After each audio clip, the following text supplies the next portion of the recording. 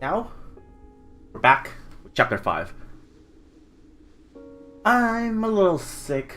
Oh, I might sound a little weird, but we're gonna get through this game. It's almost done anyways. We're on chapter 5, there's only 7 chapters. You know what?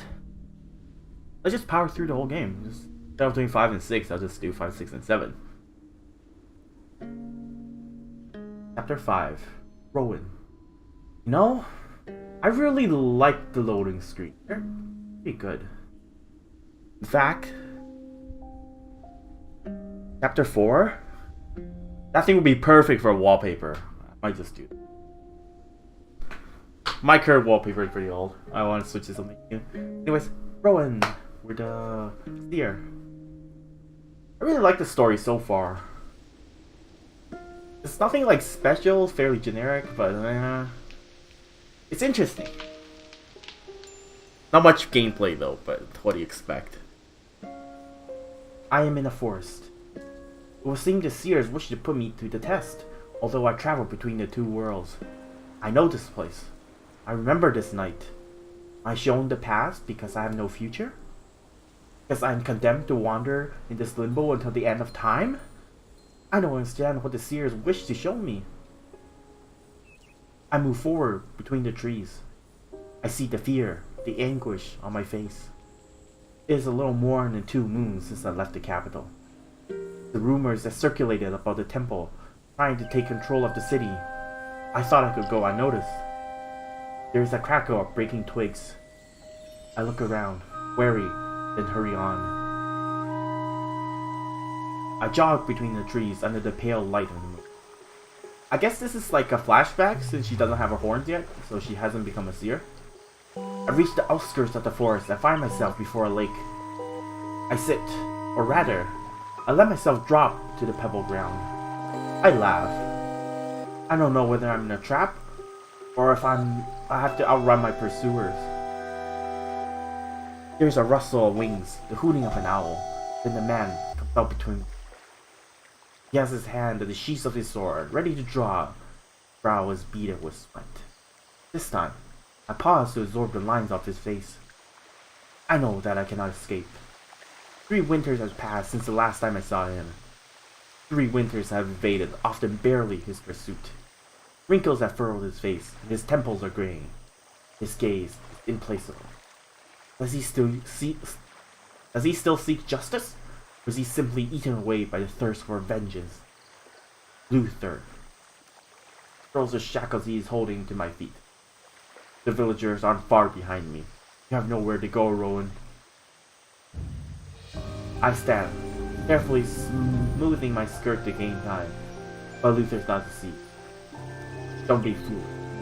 If you give yourself up, the Seers will judge you for your transgressions. But if you resist, I'll be obliged to administer my own justice as tradition dictates. Did she fight? Not fight. Fight? No, fight. She should fight. No way, I'm just giving up.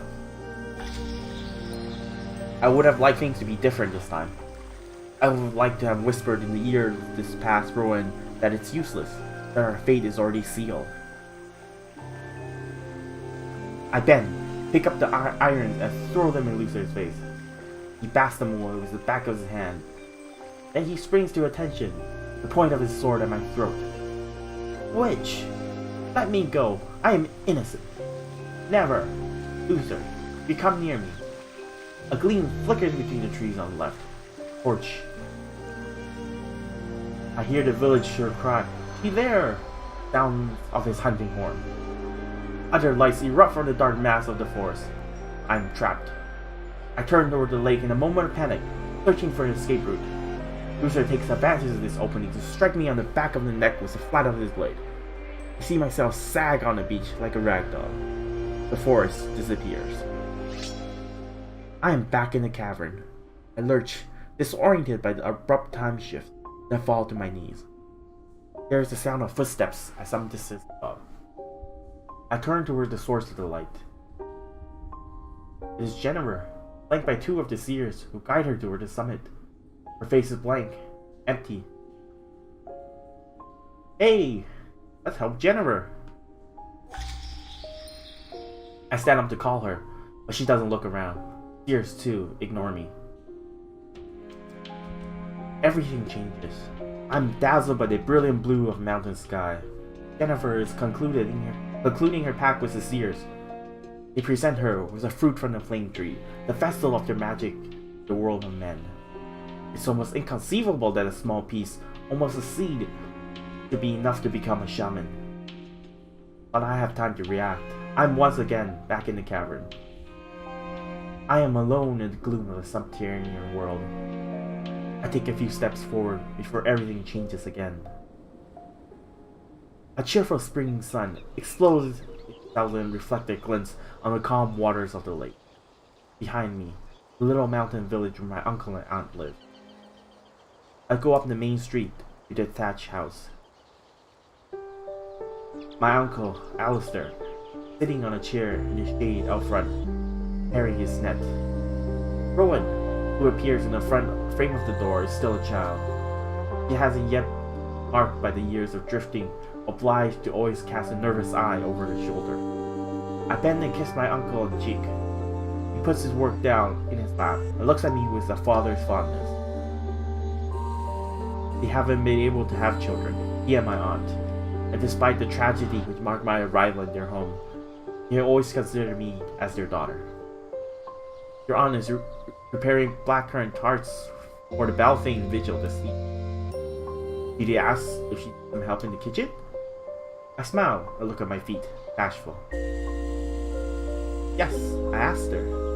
She told me not to stay shut up inside on such a beautiful day, and I promised Gavin I'd help him gather berries. Alistair raises an eyebrow. Gavin?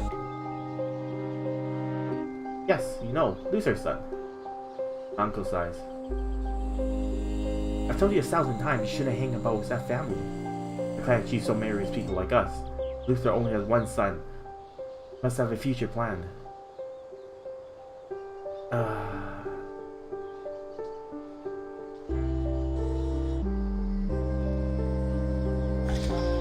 I know that won't last. After all these years, paying the price of being surrounded by stupidity and ignorance, I know only too well that no matter what happens, it wouldn't have lasted. But this Rowan doesn't see things the same way. Ridiculous, Alistair sighs again. I know, there's nothing we can do. Your father was a clan chief. He was still with us after what happened with your mother. I am overcome with sadness, as I am every time someone speaks of what happened to my parents. They have been dead for 3 years, but the pain of their absence is a needle in the heart that has not gone away. Alistair looks at me kindly. I force a smile. My uncle and my aunt has welcomed me with open arms, and they do all they can to make me happy. Go on, run along, but get home before nightfall, okay? You mustn't be late for the banquet in this village square. I climb the knoll towards the cromlech. I'm the first to reach the summit. Gavin shouldn't be long. I sit at foot of megaliths and daydream as I admire the view of the village, the creek, lake. I'm interrupted by a child's voice behind me. Please, Gavin, let me come with you. Father forbade you, Fiona. You know it's dangerous to go in the woods. Gavin's come up past at a brisk walk with his little sister trots beside him, trying not to get left behind. I waved to him and he waves back. I'll be good, I promise. And you'll protect me, Gavin, with your bow. Gavin sighs. I don't know what to do, Rowan. She won't listen to me. You tell her it's dangerous in the woods. Why not? You're not gonna come with us. Our parents are panicking about nothing. What do you think is going to happen to us? Fiona's face lights up. See? Even Rowan agrees.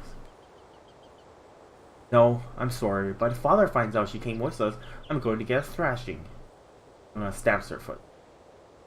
For no fun. Sigmund and Flora are decorating the village square for the banquet. You should go and help them. But I wanted to come with you. Fiona moves off toward the village, still grumbling. Gavin turns towards me. He's so annoying. You have helped me reason with her instead of encouraging her. You could have come with us. When I was her age, I wanted to be with the big kids all the time too.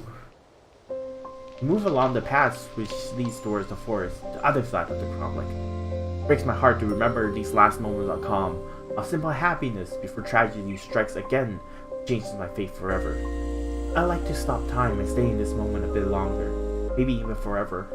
Our wicker basket slowly filled with raspberries and wild strawberries. I hear a yelp at my feet. Surprised, I take a step backwards and let out a startled cry. It's a bear cub. It looks hurt.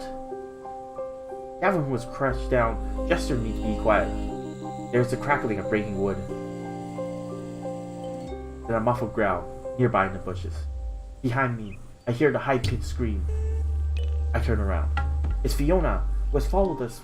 Head topped with a halo of blonde curls, peeked from behind a tree trunk. I signal her to hide. When I turn back to Gavin, I see that he has drawn his bow and is preparing to loose an arrow in the general direction of the growling. Before I have time to stop him, the arrow has flown. There's a furious howl. The bear cub yaps wildly. I am paralyzed with fear. The bear charges. A great swipe of his claws rips out Gavin's throat and he falls to the ground. I kind of expected that. What are you doing shooting a bear? Run away from the bear! Oh my god. The predator drops to his chest. The blood gurgles from the open wound. Gavin throws me a last disbelieving look, then his soul leaves his eyes, seeing nothing more than a motionless pit. The bear turns her attention to me, lets out a long growl. Instinctively, I raise the hand toward the beast and take a step forward. He watches me with surprise. Take another step forward, trying to not let myself succumb to fear. The beast ambles towards me, sniffs my hand, and looks at me sadly. The cub lets out a plaintive yelp. The great predator turns to her offspring, picks him up with her mouth, and disappears slowly into the ferns. Everything is quiet again. Fiona, who has witnessed the scene, is terror-stricken. I open my mouth to say something, to comfort her perhaps, but she turns and runs toward the village. I let myself fall to the ground and burst into tears. Suddenly, I am once more in the gloom of the cave. I am alone. I think I have shaken off the Seers. I grope my way forwards, across the uneven ground until I reach a natural cavern.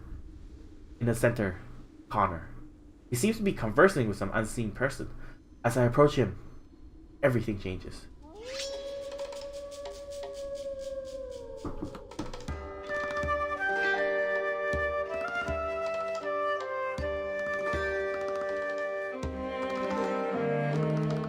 We are in a large room with stone walls.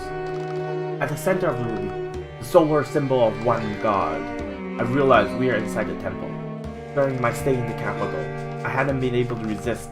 I had braved the danger and visited the edifice. It must be in the priest's quarters, which are forbidden to laymen. An old man in white robes faces Connor and places a condescending hand on his shoulder.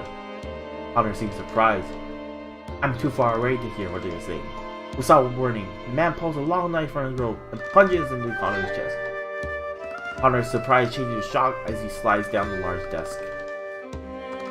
We are in a cave. Connor is lying on the ground. I run over to him and crouch down. It is too late. Our eyes meet.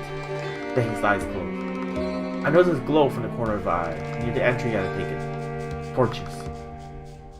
I run behind myself behind the cluster of stalagmites. A procession of Seers, accompanied by their white hart, enter the cavern and walk silently to the body of Connor. They envelop the body in a large sheet, go down to the heart, and leave. I leave the cavern by a different exit. Oh no, Connor died too! When Yenna first said that Connor might surprise us, I was expecting him to like do something heroic and save the group, not like die pathetically here. Oh well. The darkness is almost complete, but I feel the tunnel sloping under my feet as I advance. Then everything changes again. It is morning. My mind is fuddled as I were exhausted and struggling against sleep. I hear the regular sound of hooves on the road. My hands are tied to the pommel of the saddle. There's another horse in front of me, ridden by Luther. We advance at a light trot. The road bends, and at the end of the long bend, come out of the wood. The salt smell hits my nostrils. The road winds down to the port, and after, the iridescent immensity of the ocean, which reflects the first ray of sunrise.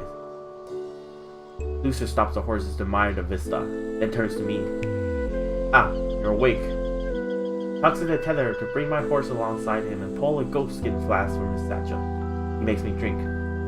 The liquid is bitter and salty. My head is spinning. We're almost there.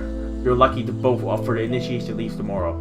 You won't have time to languish in a cell too long. I scowl at him. Smiles at me. Don't make face, Rowan. You're responsible for the death of my son. You should thank me for not killing you as the law demands. Lucer, I didn't kill Gavin. I tried to save him. That's what you keep telling me. Yet Fiona accused you. She was a child. You influenced her. You did something unnatural that evening when you ran away. The whole village witnessed it. Whether or not you're responsible for my son's death, you used magic without having been initiated. That's not true. I never hurt anyone. I feel faint. My head is spinning. After so many years chasing, I don't know what to think anymore. Either you're responsible for the death of my son, or you saved my daughter from certain death. That is why I decided to let the Seers judge you. I lose consciousness. I'm woken by the sound of the waves. I'm on a boat. Someone is bent over me. She's coming round. My head is spinning. The hell?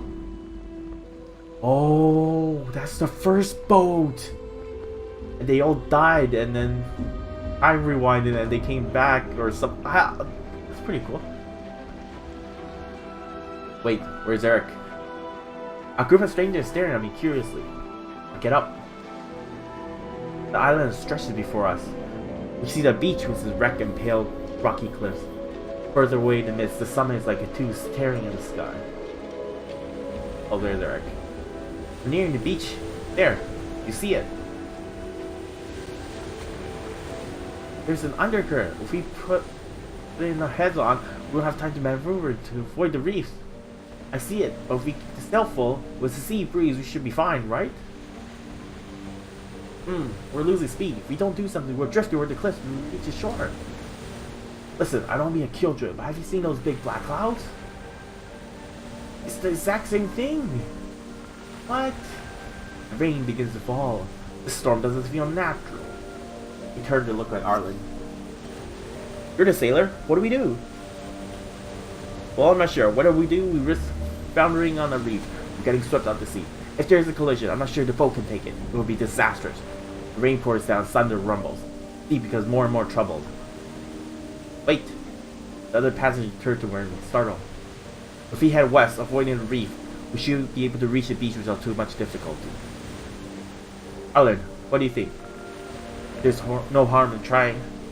Rain pours down. Duncan is at the tiller, maneuvering the boat according to my instructions. Brenda is at the prow, peering nervously at the reef. It looks like it's working. There's a loud cracking sound. The sail is torn. I turn to Duncan. Stay on course. It's going to be okay. Everyone holds their breath. The rain drums on the deck, but the boat seems to be drifting in the right direction. This is the same boat. Boat gently slows and lands softly on the ground. Eric throws me a black look. I jump overboard. The moment my feet touch the sand, everything changes. I am once again in the caverns. At the end of the tunnel, I finally see the light of day. I hurry to the way out, afraid of being once more snatched up by the future or the past. I emerge on the high plateau. These snowflakes float in the frosty air. The summit of the mountain which can be seen through the mist has never been so near. I feel a hand on my shoulder. That's it? Pretty short chapter. Chapter 6. Ice. Rowan, isn't it? Duncan looks at me puzzled. Lower down behind him, Arlyn also emerges from the cave. Yes. He stares at my antler with fascination. You're now with the Seers? I shake my head. No, I was human, like you, before. And you've been following us since the beach. Why is it that we can see you now? I consider. We're close to the summit. The boundary between the two worlds is thinner here. Arlyn joins us. He seizes Duncan in an impulsive hug. I never thought I'd get out of that cave. Have you seen the others? Honor? Freya? Duncan turns to me, sorrowful. I suppose he already suspects that I have to tell them. Wait, Freya died? I didn't even see her died. I couldn't save them. It was too late. Seers took them. Lower my eyes. The damn Seers still paid, I promise you. Calm down, Arlyn. There's nothing we can do. We knew perfectly well when we came to the island that we wouldn't all come back. Arlyn seizes. That's not fair. The Seers should protect us, not kill us off one after another. They don't deserve their powers. Arlyn, we passed the trial.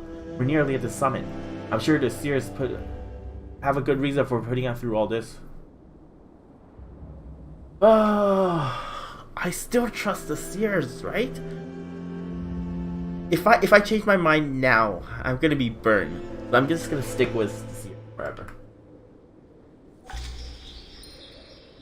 Arlyn, Duncan's right. Who are we to question their wisdom and foresight? Arlyn throws a scornful glance at me. You're not telling us you're on their side, are you? Yeah, it's they who exile you to their world, isn't it? Yes, and despite that, she's been watching us over us since we reached the island. If Rowan hasn't been there, Eric, perhaps that doesn't mean that we have to follow her blindly. I still like to know a little bit more about her before I start trusting her.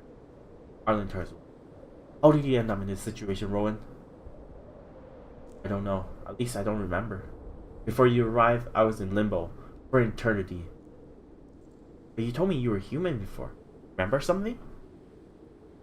Well, I had a vision in the cavern too. The Seers showed me fragments of my past and my future. What did they show you?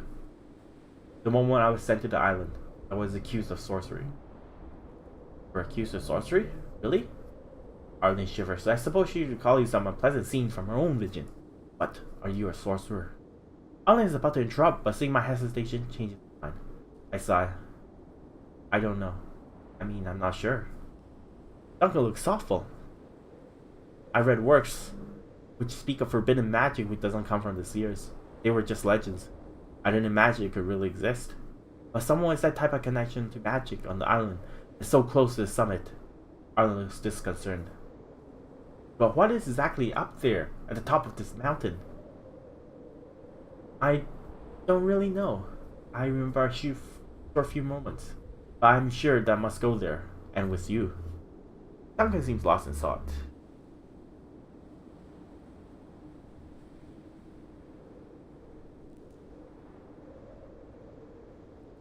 I'm not sure I understand. You know how long you've been there? Here. I've got no idea. I feel it's been here since time immemorial, but I could just as easily arrive with you on the boat. Anyway, that's what my visions seem to have shown me. Time immemorial. Finding it difficult to believe the Seers would be capable. But why would you put you through this? An accident? I think they're protecting the island, yeah. I can't guess their intent, but I suppose they're simply trying to protect the island. Cruel. There must be another way to condemn you to an eternity of solitude. Ah, oh, come on. Fuck. I don't want to be trapped here. I deserve what's happening to me. Okay. You shouldn't have so much power over us. Arlyn nods.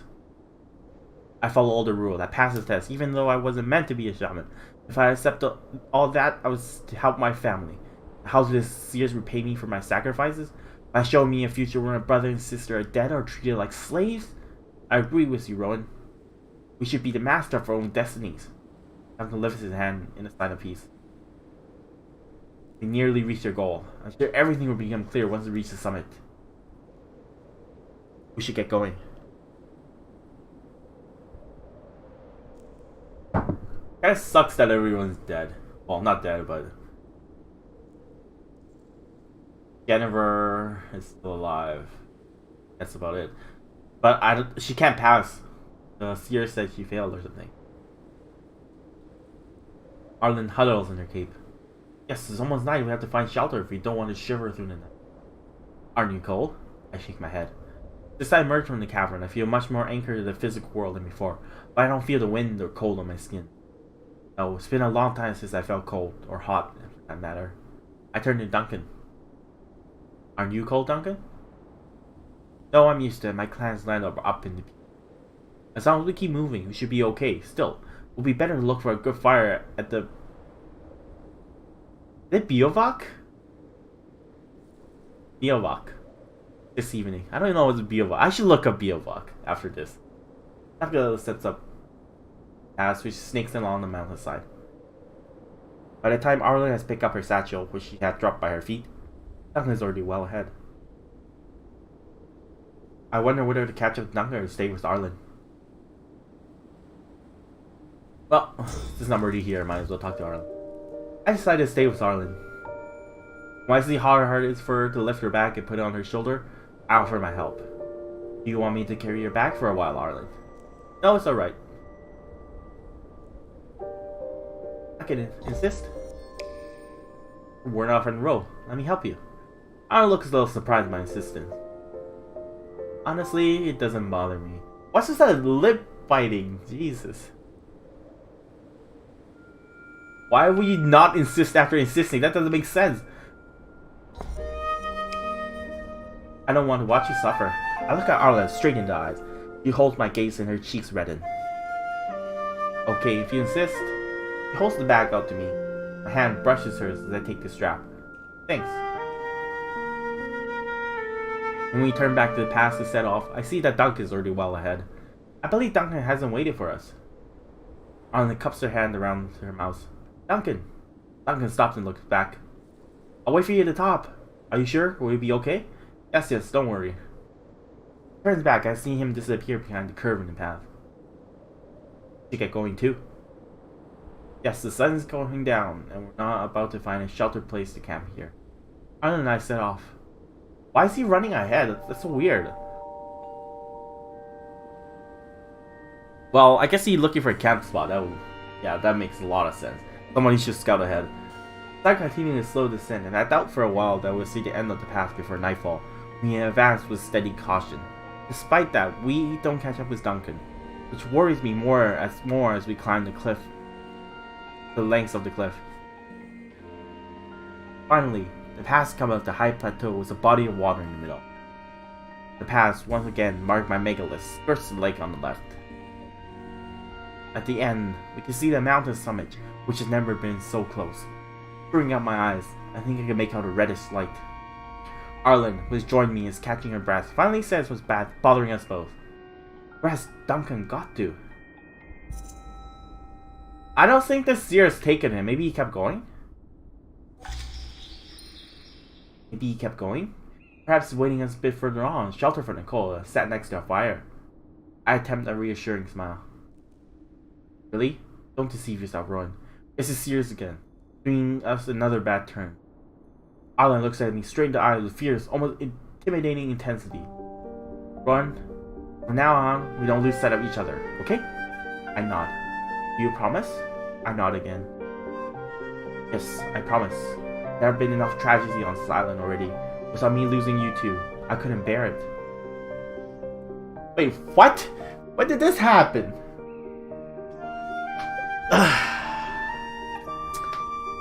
Fuck it. I take Arlyn's hand. I don't want to lose you either. Arlyn takes my hand between her own and presses it against her heart. Why is this happening? When did this happen? We just met like 5 minutes ago and suddenly this happened? Aren't we going a little too fast here? Blush just a little. We hardly know each other, and yet I took Arlyn by the waist and pulled her against me. We kiss. We pull out of my embrace. What the hell? It's almost night. She strolls me in a mischievous smile. And I'm afraid that the warmth of her arms won't be quite enough at this altitude.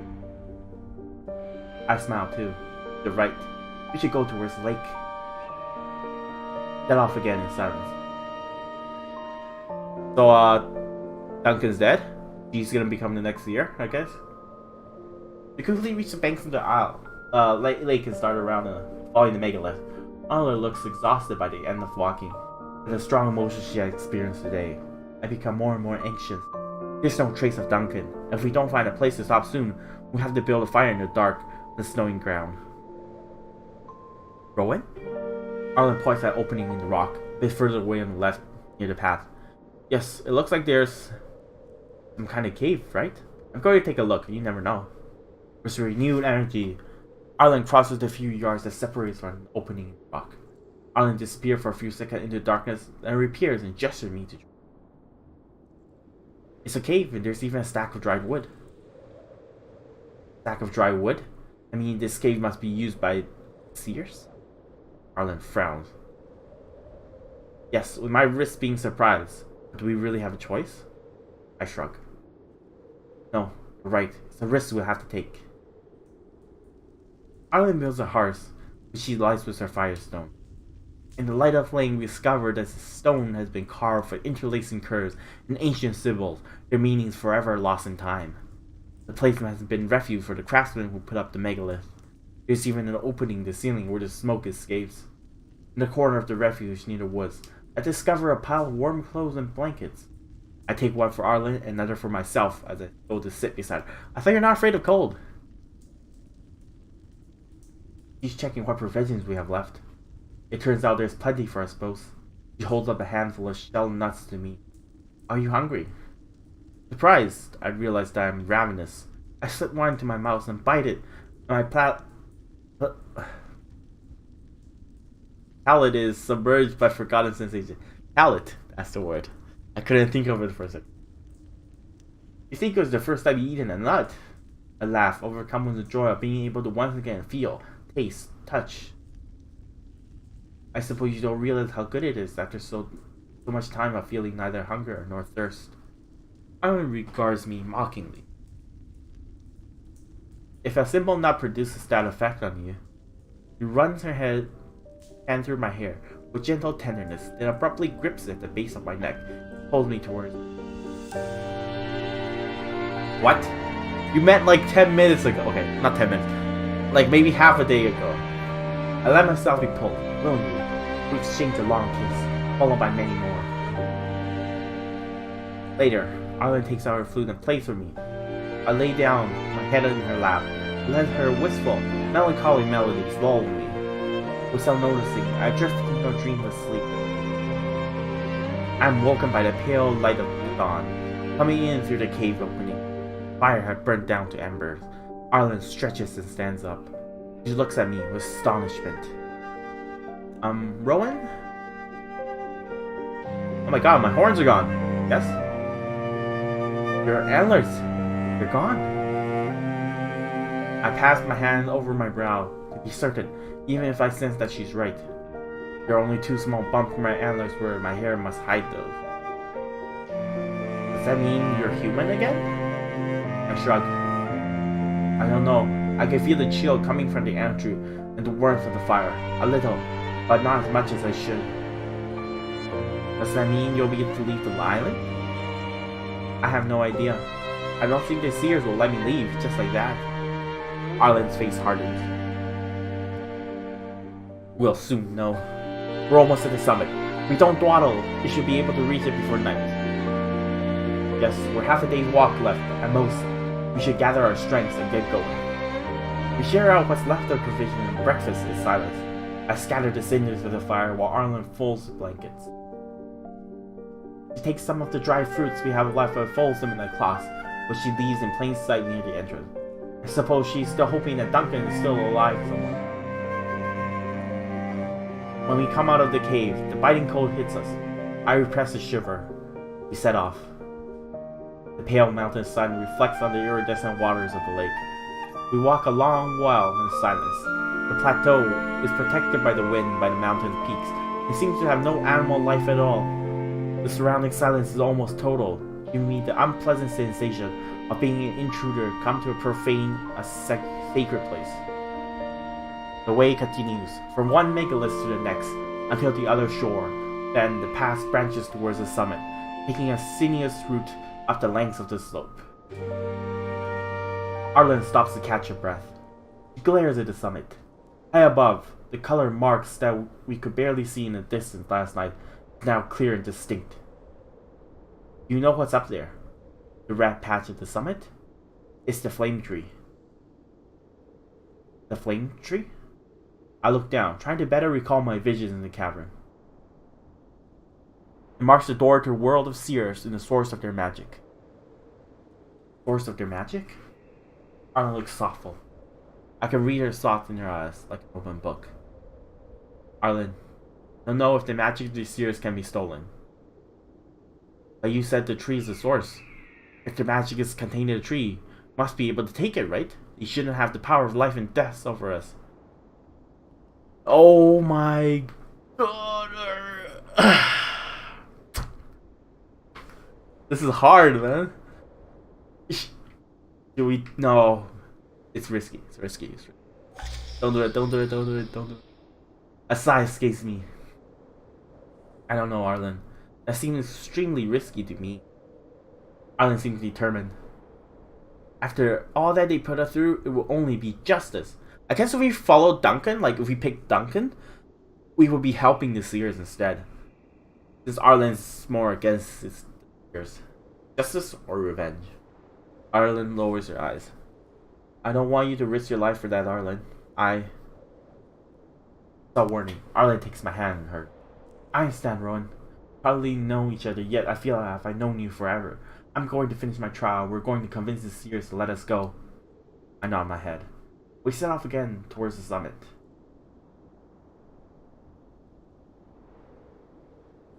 What the heck? So is the Adler version non-Adler version? Chapter 7. Summit. Final chapter. Gonna get through this. After a good 2 hours of walking, at last we reached the ledge. During the ascent, the cold had been biting ever deeper into my skin. I feel I'm almost human now. You still don't have shoes. That's gonna feel like frostbite on your toes. It's gonna hurt so bad. I feel almost human now. Arlyn is a few steps in front of me. I feel by an oppressive feeling of deja vu, like a weight on my chest. Further on, the flame tree has never been so close. Thinking I've stopped, Arlyn turns back. Come on, Rowan. We're almost there. Arlyn's determination is unshakable. I am submerged by an unspeakable dread. Arlyn takes my hand in hers. Everything will be okay, Rowan. You're right. You're right. I tried to get a hold of myself. Put on a brave face. Arlyn read my doubts, my hesitations on my face. She puts her arms around my waist and gives me a fervent kiss. I won't let them hurt you, Rowan. I promise. We walk at a slow but steady pace to the cromlech, which stands at the foot of the flame tree. The eternal layer of snow, which covers the ground of the summit, stops at a stone circle, giving way to a welcoming carpet of grass. When we cross the boundary, the biting mountain air changes to soft warmth of a summer's eve. I shiver. Above us, the branches of the tree block out the sun as if we had entered a sacred bower. Scarlet bower. The waves of magical currents coming from the tree sparkle in the air with a metallic shimmer. On the other side of the cromlech, a group of Seers watches our approach, motionless, in the silent space of the between two worlds. Their ornate wooden masks once again conceal their expression and their intent. Arlyn seems oblivious to the enchantment which emanates from this place on the frontier of their world. She stands at the center of the circle and hails the Seers. Hey, we reached the summit. We've done what you asked us. Give us what you promised us and let us leave. The Seers remain impassive, as if deaf to Arlyn's scorn. The trunk of the flame tree is there, a few steps away, almost within reach. Arlyn turns to me and shrugs, waiting perhaps for a suggestion. Oh my god. Suddenly a familiar figure appeared skirting the tree to come between it and us. She still wears her blue dress, but her long red hair is loose, giving her a wild appearance. As if she were one with the magic of the tree, she and them both clad in the same vermilion shroud. Jennifer? Jennifer comes near, her head down, her face mournful, as she reluctantly prepares herself for what is about to happen. Shouldn't be here, Arlyn. You were destined to reach the summit. Arlyn seemed unnerved by Jennifer's appearance. Takes a step backward. Defend her. This were like, I guess in a relationship now. Doesn't he tell me I shouldn't have reached the summit either, should I? Jennifer turns over me, her jaw clenched. And yet, here we are. Arlyn seems to recover her nerve, and she takes a few steps towards the tree. Jennifer watches her, looking frightened. Stop! I refuse to submit to the will of the Seers. Jennifer pulls a dagger from the fold of her dress and brandishes the blade at Arlyn. Arlyn, please. Arlyn laughs. Do you really believe you're going to stop me?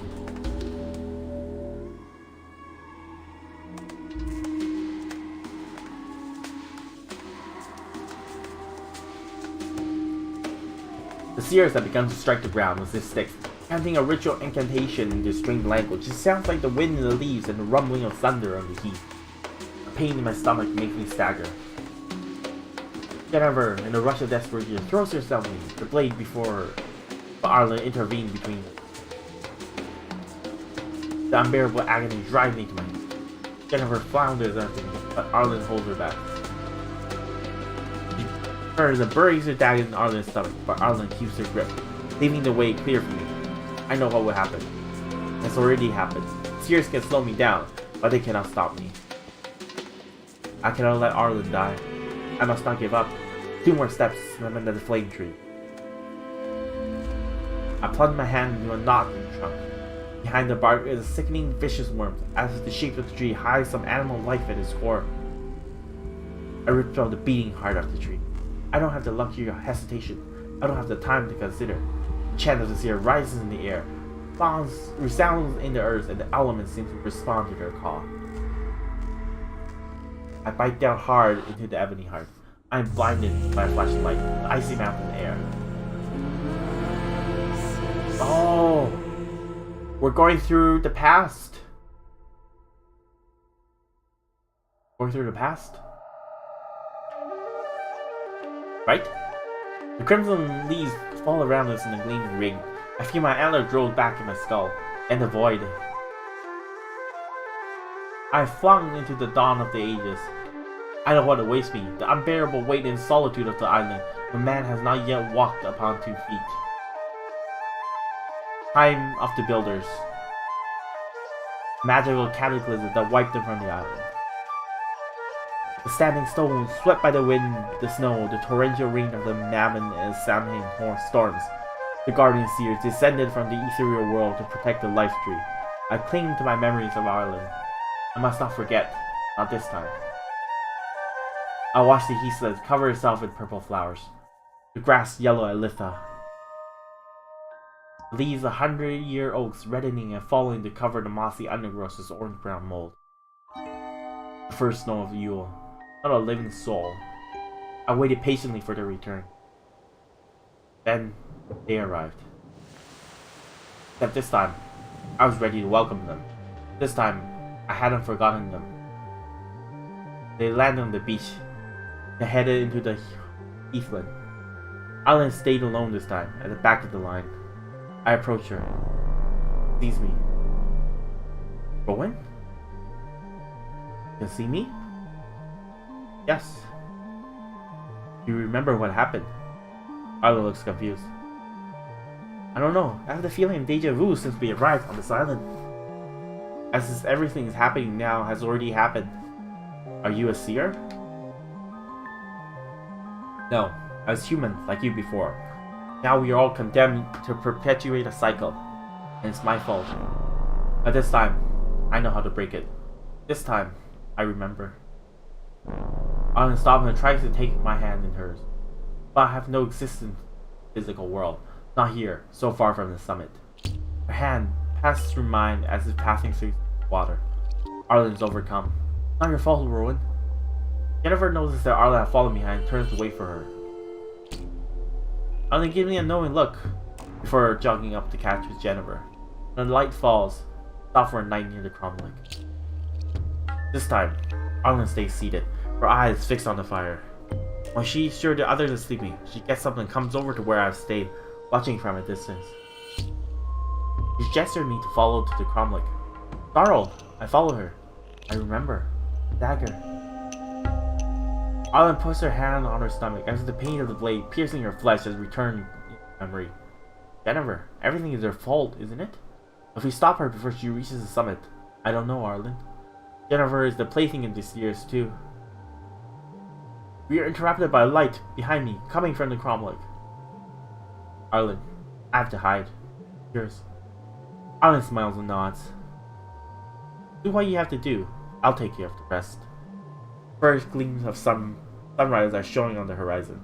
There is movement from the other side of the stone circle, coming from camp.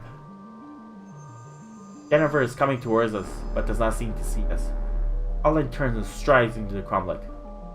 It is too late to flee. Without warning, everything changes. We are on a path which snakes up the side of the mountain. Thick fog surrounds us, transforming the midday sun into a pale white orb between the granite peaks. Jennifer is gone. Arlyn turns from me. Rowan? What is happening? I think we're in Jennifer's trial. Hear the bleating of sheep, upwind in the distance. Follow the path through the sound of the flock. We arrive at a little stone house. Jennifer is sitting out front on a small bench. She's taking care of a lamb whose fleece is bloodstained on the flank. Jennifer watches us arrive. She smiles sadly at us.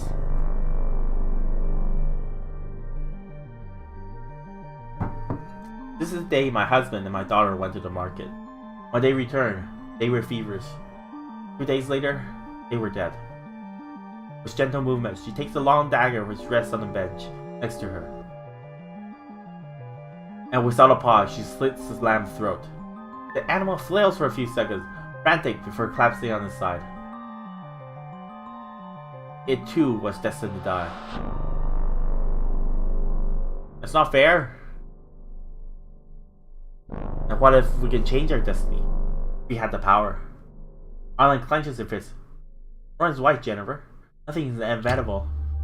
Jennifer says nothing. She watches us, her face blank. Everything changes. The fog surrounds us again. Jennifer is gone. We grope our way through the cloying grey atmosphere, guided by a distant wavering glow. No, kid's gonna die. Jennifer smiles as she strokes the hair of the little girl who sits on her lap. Jennifer?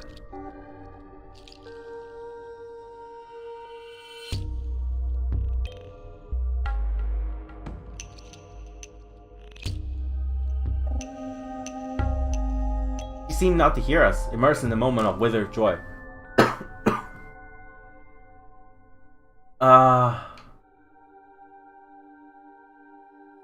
If we leave now, something bad will happen. I'm gonna shake her.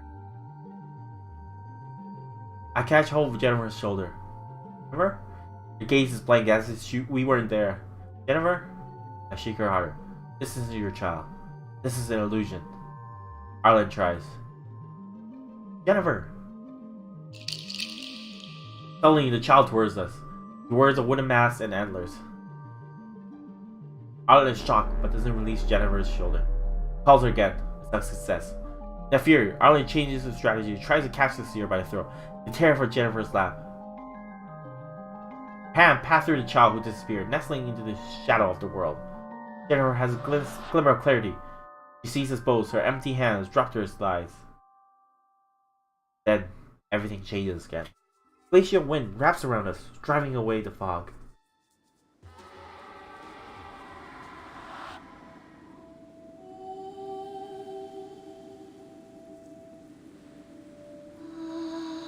We are in front of the flame tree. Above us, the branches of the tree block out the sun as we enter a scarlet bower. The waves of magical currents coming from the tree sparkle in the air with a metallic shimmer. The other side of the cromlech, a group of seer watches our approach, motionless, in the silent space of the between two worlds. Jennifer sits next to one of the megaliths, forms the stone circle. She holds her head in her hands.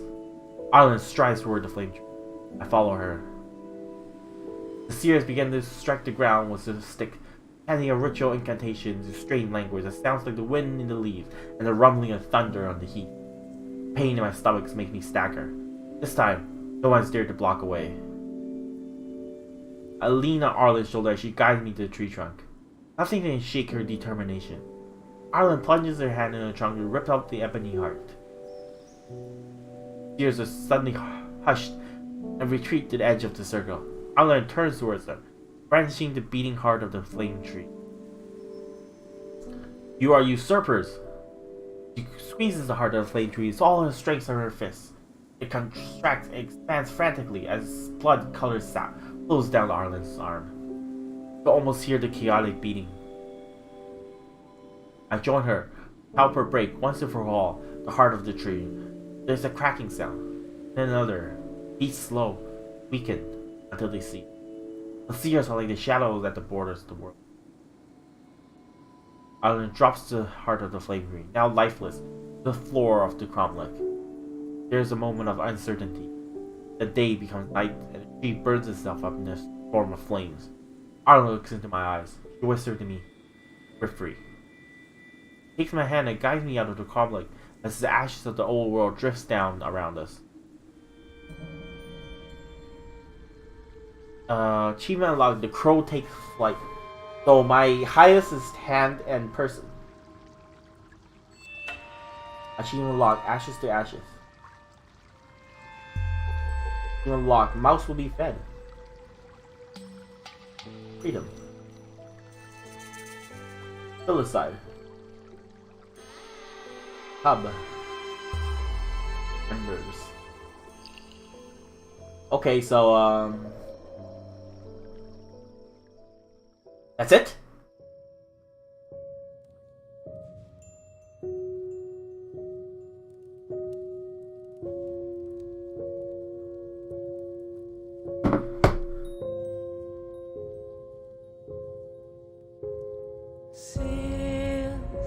I honestly expected the ending to be better.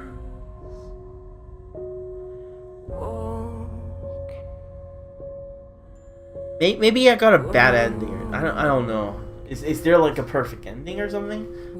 Either way, there is like a huge possibility of playthroughs and endings. I'm sure.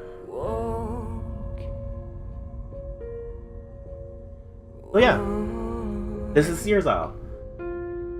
It's honestly not a bad story. I kind of like it, but the ending kind of bad. I don't like the ending. Well, I hope you enjoyed watching this, because I kind of enjoy playing this. Thank you for watching.